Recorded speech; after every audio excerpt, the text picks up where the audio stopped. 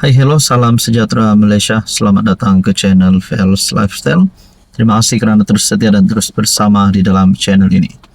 Setelah kita seluruh rakyat Malaysia digemparkan, dikejutkan berkaitan dengan serbuan berkaitan dengan penemuan RM100 juta yang melibatkan 4 bekas pegawai bekas Perdana Menteri ke-9 iaitu Ismail Sabri. Setelah perkara ini menjadi tumpuan rakyat Malaysia, ini satu tulisan terbaru daripada Syabuddin bertarikh 25 Februari. RM100 juta boleh diyakini 99% sahih. Sebuah media arus perdana, New Straits Times NST, melaporkan lebih RM100 juta ditemui di sebuah rumah milik bekas pegawai kanan kepada PM9 Ismail Sabri Yaakob. Memetik maklumat sumber, wang berkenaan dikatakan ditemui dalam beberapa beg dan peti besi dalam bilik di kediaman bekas pegawai terbabit.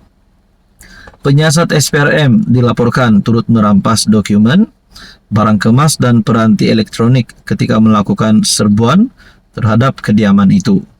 Serbuan terbabit dijalankan SPRM susulan siasatan berterusan dan pemantauan selama beberapa bulan terhadap dakwaan salah guna kuasa dan pengubahan wang haram membabitkan bekas pegawai kanan berkenaan. Penyiasat kini sedang meneliti sumber wang berkenaan termasuk kemungkinan ia berkaitan dengan dana politik.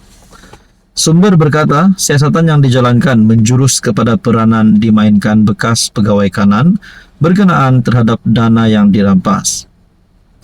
Adalah dipercayai sumber mereka berkenaan wang lebih RM100 juta itu adalah daripada seseorang yang berautoriti dalam SPRM sendiri.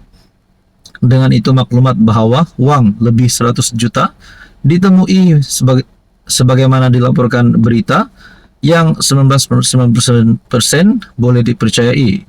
Yang nyata, penyiaran berita telah membuatkan ramai terkejut kerana bagaimana seorang bekas pegawai kanan saja boleh memiliki lebih RM100 juta dalam milikannya.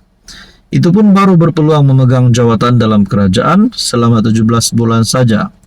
Persoalan lain, adakah jumlah itu saja wang yang disimpan pegawai terbabit atau masih ada lagi sejumlah lain yang disimpan di tempat-tempat lain?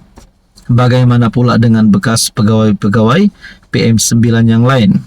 Apapun, SPRM dalam hal ini harus terus melakukan siasatan menyeluruh agar mereka terbabit.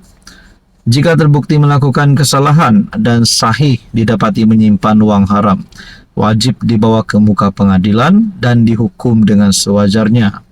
Kata seorang ahli perniagaan, antara sebab negara China cepat berkembang daripada segi ekonominya ialah kerana ia menghukum mati mereka yang didapati bersalah kerana rasuah. Jadi persoalannya, adakah penemuan RM100 juta itu hanya terhenti di situ ataupun sebenarnya selepas ini akan ada serbuan lagi mungkin kepada pegawai-pegawai yang lain, ataupun mungkin terdapat beberapa lagi identiti baru akan didedahkan nanti. Nah, kalau nak cakap rumah ataupun kediaman bekas PM9 diserbu, belum lagi kita dengar. Kalau nak cakap ada lagi ratusan juta mungkin barang kemas dan apa-apa sajalah akan ditemui SPRM, belum lagi setakat ini. Kita nantikan saja apa yang akan berlaku. Hai, hello, salam sejahtera Malaysia. Selamat datang ke channel VL's Lifestyle. Terima kasih kerana terus setia dan terus bersama di dalam channel ini. Setelah seluruh Malaysia dan seluruh penyokong UMNO khususnya yang diberikan kejutan berkaitan dengan satu berita yang menyebut 4 bekas pegawai PM9 yaitu Ismail Sabri yang ditahan, yang melibatkan penemuan RM100 juta yang juga melibatkan serbuan dilakukan, dan ini telah menjadi satu cerita panas di kalangan rakyat Malaysia. Tapi di saat ada timbul berita ini keputusan Zahid Hamidi yang pasti menggemparkan. Disangkakan Zahid pecat Ismail Sabri kah kalau beliau bersalah, ataupun mungkin ada keputusan lain yang Zahid lakukan. Tapi tidak, ini adalah keputusan Zahid yang terkini. Zahid Hamidi yakin SPRM jalankan siasatan adil kes 4 pegawai bekas Perdana Menteri 9. Timbalan Perdana Menteri Ahmad Zahid yakin pihak SPRM akan menjalankan siasatan dengan lengkap berhubung penahanan 4 pegawai yang mempunyai kaitan dengan bekas Perdana Menteri ke-9 Datuk Seri Ismail Sabri Yaakob. Beliau yang juga Presiden UMNO berkata, sudah tentu SPRM menjalankan siasatan dengan penuh keadilan dan berpegang kepada integriti yang menjadi pegangan agensi tersebut. Kita yakin bahawa SPRM akan menjalankan segala proses perundangan dan siasatannya lengkap. Kita harap mereka melakukan keadilan dan kita harap bahawa credibility yang selama ini adalah sesuatu yang menjadi garis bawah utama kepada SPRM akan dapat dipegang dengan penuh integriti.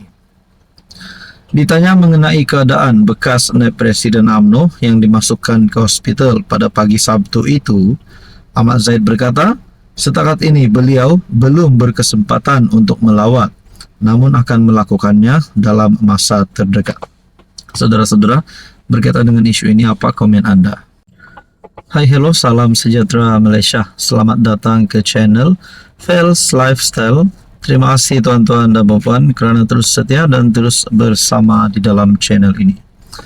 Saudara-saudara, tuan-tuan dan puan-puan, mungkin ada yang tertanya-tanya berkaitan dengan keputusan DNAA, yaitu keputusan melepaskan tanpa membebaskan, yaitu DNAA, yang sebelum ini telah menjadi cerita ramai orang apabila beberapa nama besar termasuk timbalan Perdana Menteri Ahmad Zahid Hamidi yang telah terima DNAA.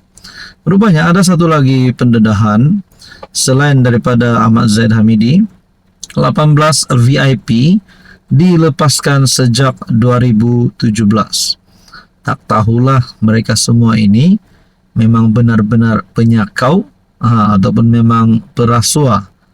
Tapi ini keputusan daripada Menteri di Jabatan Perdana Menteri, Undang-Undang dan Reformasi Institusi, Azalina Othman Said berkata, Jabatan Peguam Negara telah memberikan pelepasan tanpa dibebaskan, yaitu DNAA, kepada 18 VIP sepanjang 2017 dan 2024. Keputusan untuk melepaskan tanpa membebaskan DNAA adalah selaras dengan perkara 145 dalam kurungan 3 Perlembagaan Persekutuan yang mana Peguam Negara hendaklah mempunyai kuasa untuk memulakan, menjalankan atau memberhentikan apa-apa prosiding bagi sesuatu kesalahan selain prosiding di hadapan Mahkamah Syariah, Mahkamah Anak Negeri atau Mahkamah Tentera. Dalam menjalankan kuasa berkenaan, Peguam Negara akan menggunakan budi bicaranya berasaskan keterangan yang diperoleh daripada pihak penguatkuasa.